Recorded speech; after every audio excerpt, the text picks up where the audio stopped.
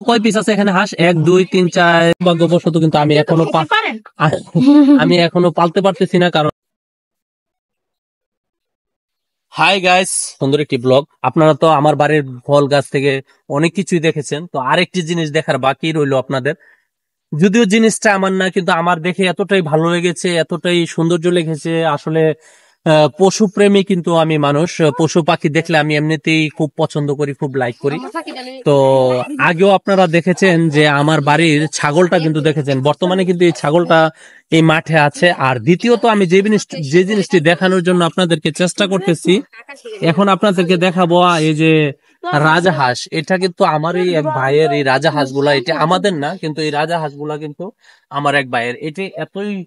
এটা সারাক্ষণ কিন্তু এই ঈদগার মাঠে থাকে। এরা কিন্তু এই হাঁসগুলা কিন্তু দেখে, বিশেষ করে এই যে আমার মেয়ে হাবিবা কিন্তু খুব খুশি হয় এই হাঁসগুলা দেখে। এই যে দেখুন হাঁসগুলা খুব সুন্দর, কিন্তু চমৎকার হাঁস। এই রাজাহাঁস দেখে যে কারোরই ভালো লাগে এবং সৌন্দর্য। আমি ছোটবেলা থেকে রাজাহাঁস খুব পছন্দ করি, কিন্তু দুর্ভাগ্যবশত কিন্তু আমি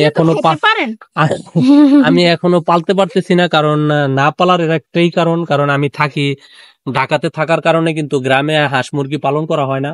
পালন করা হয় কিন্তু রাজাহাঁস পালন করা হয় না। তো এই রাজাহাঁস গুলা দেখে আমার এতটাই ভালো লাগতেছে।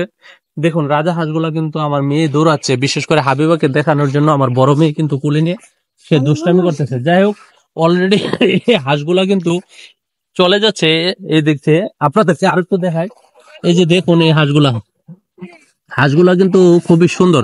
এখানে কয় পিস হাঁস আছে? গণ তো কয় পিস আছে এখানে হাঁস? 1 2 3 4 4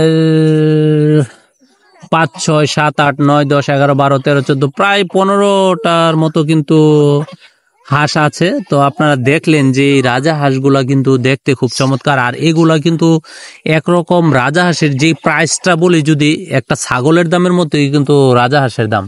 বর্তমানে আগে একটা ছাগল 2,000 টাকা হলে কিনা গেছে, কিন্তু বর্তমানে একটা ছাগল কিনতে লাগে 15,000 10,000 টাকা, সর্বনিম্ন 10,000 টাকা। 10,000 টাকা একবারে ছোট ছাগল হলে 10,000 টাকা, আর একটু সাইজে মাইজে একটু ভালো হলে কিন্তু আরো বেশি। তো যাই হোক, এখন কিন্তু বর্তমানে রাজা হাঁসগুলোকে দিক দিয়ে বলতেছিলাম। তো যাই হোক, আপনারা পশু পাখি প্রেমী যারা মানুষ আছেন, তারা অবশ্যই আমার এই ভিডিওটা শেয়ার করে দিবেন এবং লাইক করে দিবেন এবং সবাইকে দেখার সুযোগ করে দিবেন। তো এই কথাই রইলো। আর আরেকটু কথা বলে নেই, যে বলে রাখা ভালো, যে যারা বিশেষ করে গ্রামে থাকেন তারা অবশ্যই চেষ্টা করবেন যে গ্রামে থাকলে যেন কিছু পশু পাখি পালন করেন। এতে আপনি স্বাবলম্বী হবেন, খেতেও পারবেন, প্লাস বিক্রয়ও করতে পারবেন। তো সবাই আমাদের এই ভিডিওটা শেয়ার করে দিবেন, এই কথাই রইলো। এবং গ্রামের যে দৃশ্যগুলো আছে সেগুলা দেখার জন্য আপনাদের প্রতি রইলো অনুরোধ। এবং যে যেখান থেকে দেখছেন ভালো থাকবেন এবং সুস্থ থাকবেন, এবং প্রবাসীদেরকে অন্তঃস্থল থেকে সালাম।